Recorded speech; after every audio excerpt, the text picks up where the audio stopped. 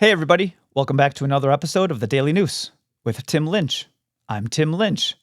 Today's going to be a little different episode than in the past, a little bit more analog today. No videos, no screen in front of me. Obviously, the video is still digital, audio is digital, but this is an episode that is something I've discussed with other people in the past. It's a gun safety video. And this was something that came to me while I was reading my magazine at the gym. I like to read. I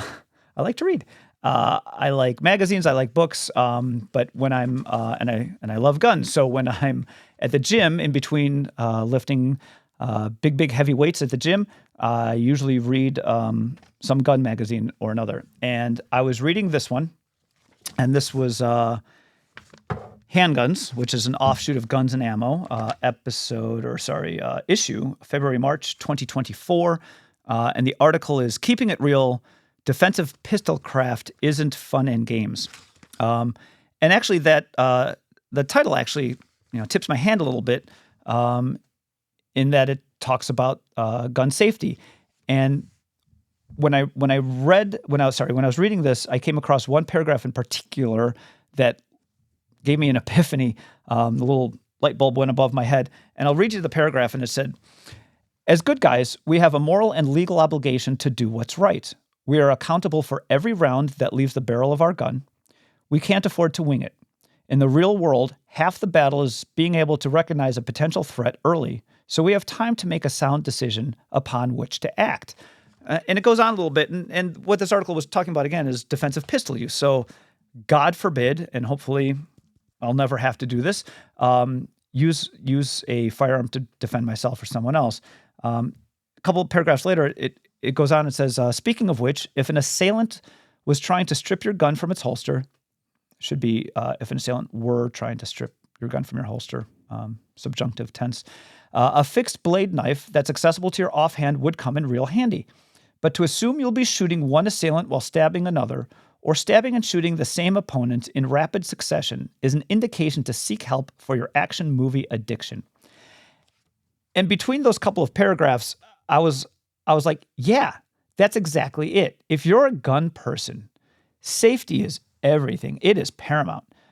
If you're a non-gun person, I don't think people realize that. I don't think people who are either anti-gun or just gun neutral, who don't have guns or have not been a part of the gun culture, realize that how important safety is. And again, when I say gun culture, I'm not talking about gangbangers that are going shooting up everybody at 2 a.m.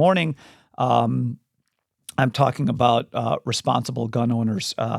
And this was something, most specifically, I used to tell people, I wish anti-gun people, especially, but non-gun people too, would read about guns and read just random magazines. This type of thing happens in magazines all the time. The safety of a gun. When they talk about even how to break down a gun, they'll tell you safety points. If you go into any YouTube video that says this is how you clean this gun, or this is just a review of this gun, they will often actually I'll show you what they do. They will take their weapon. So this is a Smith & Wesson revolver. It is a double-action, single-action, 44 Magnum revolver. And before they show anything, or with the gun or whatever they want to do with it, they will show you how it is safe. Now, mind you, I am alone here. No one is on the other side of the camera.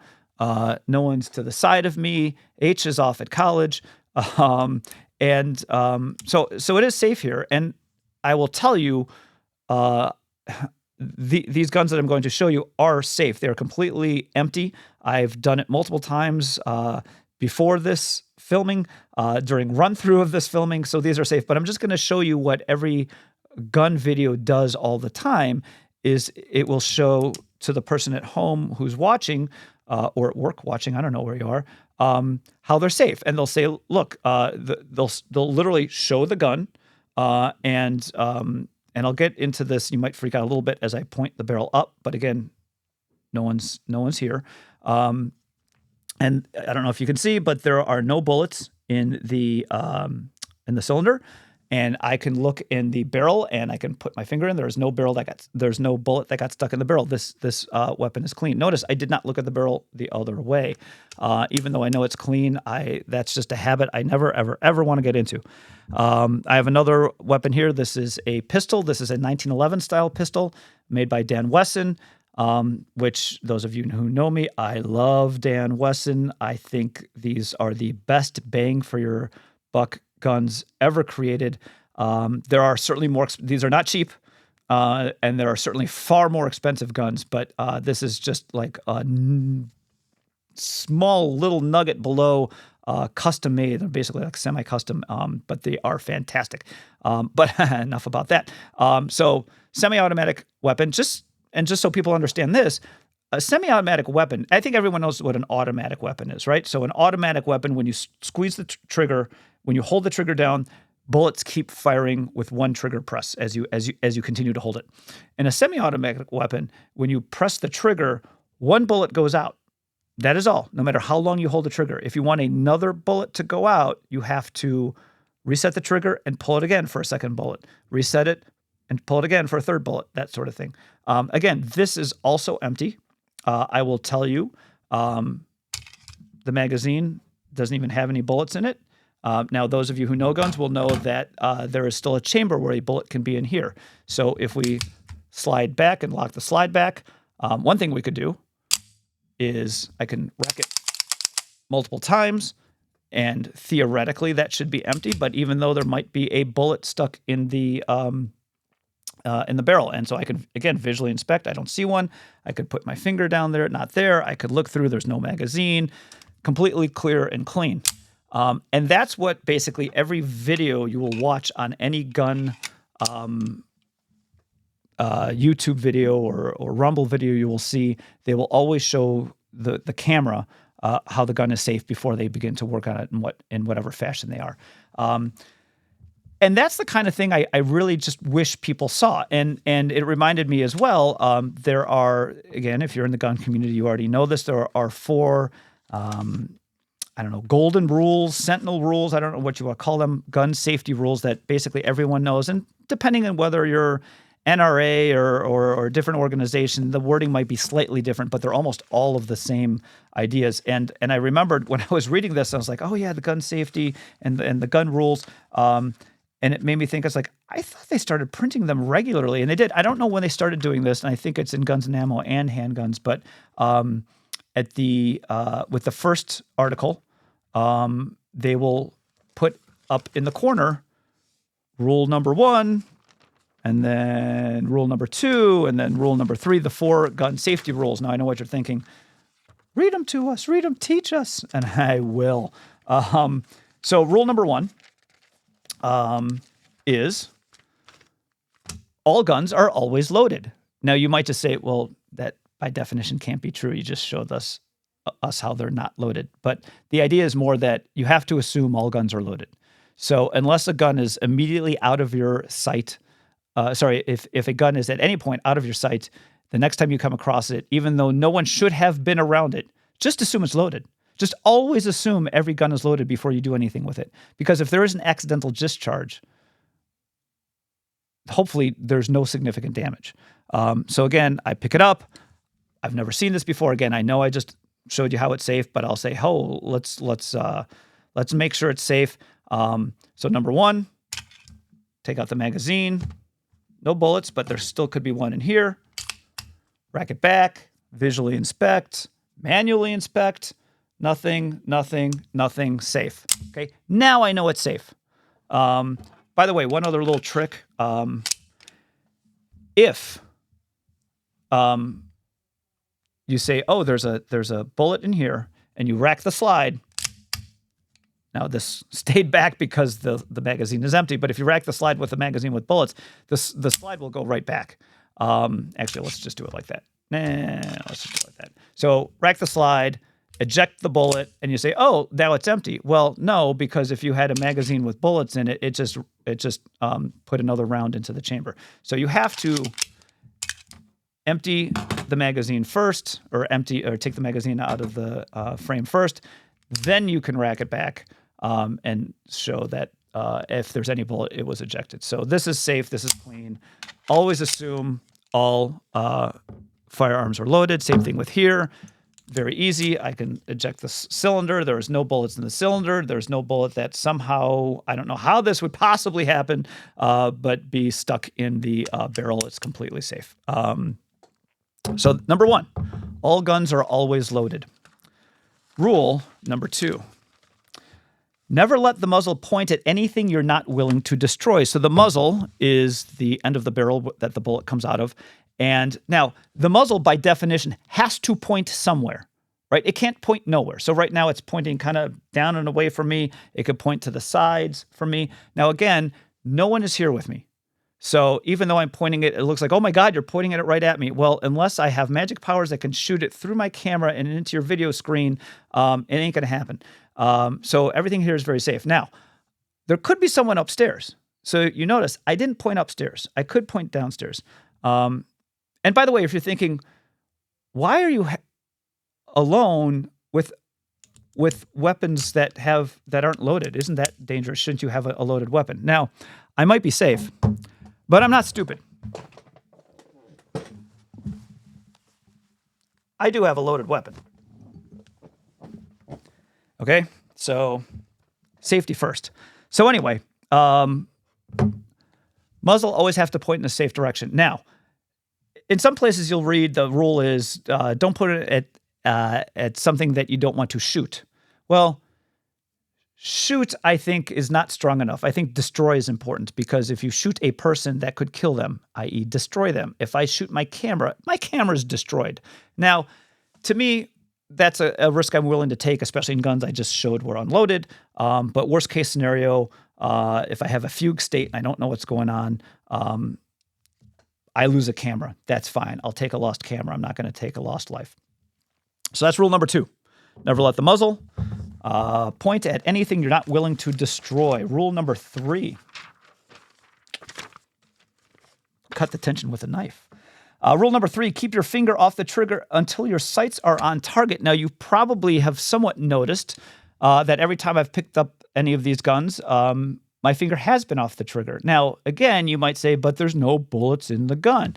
True, there aren't. I've checked multiple times. But you know what? Don't get into any bad habits. Every time I pick up a gun, this is natural to me. I'm going to put my finger over the trigger now. That I don't even like the way that feels. I know there's no bullets. I know it's safe. I don't like the way it feels. So I just like keeping it out here. Practice like you play. Always just pick up every gun until your target is in your sights. Then you can put the finger on the trigger. Otherwise, always keep the finger. Now, why? Because accidents happen. You can accidentally squeeze the trigger. And I was like, who's going to do that? Let me tell you, especially in a high stress situation, and that may be in a gunfight. That might be in a competition where you're really nervous about winning. You can jerk. And you jerk with your finger on the trigger, that's going to discharge. Now, again, hopefully rule number 2, always keep your muzzle pointed in the safe direction. Nothing severe gets destroyed. But if your finger's not on the trigger, even better. Okay? So always keep your finger off the trigger until your sights are on target. And rule number 4, be sure of your target and what's beyond it. So, if you're shooting at something, you might miss. I know. I know what you're thinking. It's like, but not you, Tim. You don't miss. It's like, even I miss. And if you miss, the bullet keeps going, right? It's going to hit something. Now, eventually, if you're in a wide open place, it might finally just land on the ground. But where we live, it's going to hit something. And so whether you're shooting at paper targets, whether you're shooting at steel targets, I love steel targets. Excuse me. You could miss, and you have to make sure that what's beyond it doesn't get injured. So if you are shooting at a target and there are 10 children behind it, you don't shoot there. I don't care how good you are. Now, if your target is a mass shooter and there are 10 children beyond them, you might have to shoot anyway, because even if you miss, if you don't shoot at all, those people are dead too. So it doesn't say don't shoot, it says, be sure of your target and what's beyond it. So you have to put that into perspective. So those are the 4 rules. And that's really what I wanted to kind of go over today is the safety aspect, the safety culture in guns. And just to put it even in more perspective, I used to do a gun courses once or twice a month at my local indoor range. And these were a lot of law enforcement officers, a lot of people who are very much into guns, very professional. And before every single night, we would still start the night away from the range in the classroom and go over pages of rules for the night that we went over every single time in depth and signed it. We even went over if there's an accident, who should call the ambulance, how to call an ambulance, right? You don't say, oh my God, someone's been shot. You say, there's a firearms training accident and we need medical attention. So all of this is well thought out in the gun community. And I think this is something that everyone should know, to the point that everyone should know. I think this should be taught in schools. If you want someone to be safe, you teach them every way you can make them safe. We know in schools we teach sex ed. Why? Well, there may be a couple different reasons why people want to, but the safest reason is you want to prevent unwanted pregnancies, you want to prevent STDs. You teach people how to practice safe sex. You teach condoms, you teach abstinence, you teach birth control pills, whatever, to do what you need to do. Drowning is a horrible accident that still occurs way too much. And we don't just put a fence around pools. I mean, we do that too, but we teach kids how to swim. Because if you put a fence around the pool, that just looks enticing, and you want to get in. People are going to get in. So you teach them how to swim, keep them safe. Guns are the same way. Guns are some of the most enticing things in the world because they're so prohibited everywhere. Kids get in trouble in school if they draw a gun on a piece of paper. I actually had a friend, I wasn't actually even thinking of doing this, but this just came up with that, whose daughter got in trouble because she chewed a Pop-Tart that turned into the shape of a pistol. Yeah, that's asinine. Not chewing it into the shape of a pistol, the fact that she got into trouble. But if you really want to keep children safe around guns, teach them gun safety. Teach them these rules. Show them how guns should be handled. And if you do it enough, kids won't even be interested in the guns that much anymore. When I first started getting into guns, I was like a sponge. I wanted to learn everything, including the rules. I loved the rules. I loved knowing exactly how we were supposed to behave around guns, to the point that my children, when they were in junior high or grammar school, or junior high and grammar school, I know I had at least one in grammar school, I would quiz them on the 4 basic rules. We would be in the middle of dinner, and I'd say, quick, someone tell me 2 of the basic gun safety rules. And I did it so often and showed them how to handle a gun so often, it became boring to them. To the point that I'd say, oh, hey, Daddy got a new gun. Do you guys want to see? And the answer was no. They had zero interest. But I'm willing to bet if I taught them nothing and showed them nothing and just said, don't ever go near Daddy's guns, boy, would they love to go near Daddy's guns. So we need to make guns boring again. Mugba. And keep people safe. So that's really all I have. Except for one other thing. One new part to the show. I'm not sure what we'll call it yet. Maybe the drop. But one quick thing I want to touch on. One quick thought I had. The vice presidential debate was, I don't know, a week and a half ago.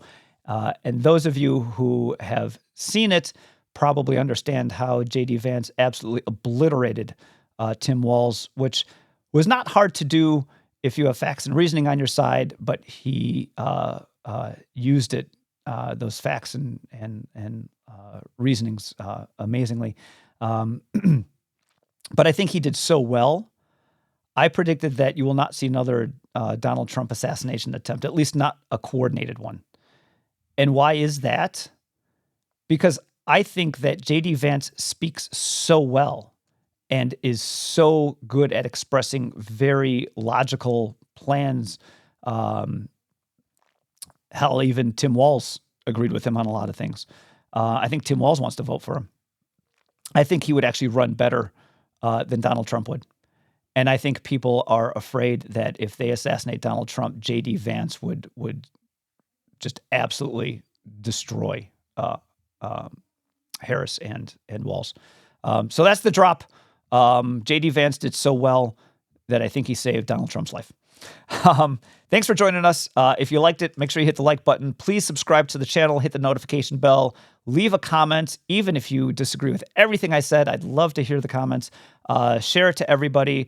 Share it to everybody. If nothing else, this episode, let people learn about gun safety. And if you guys want to hear more about that on future episodes, leave a comment. Thanks for joining us. Look forward to seeing you next time. Have a good one.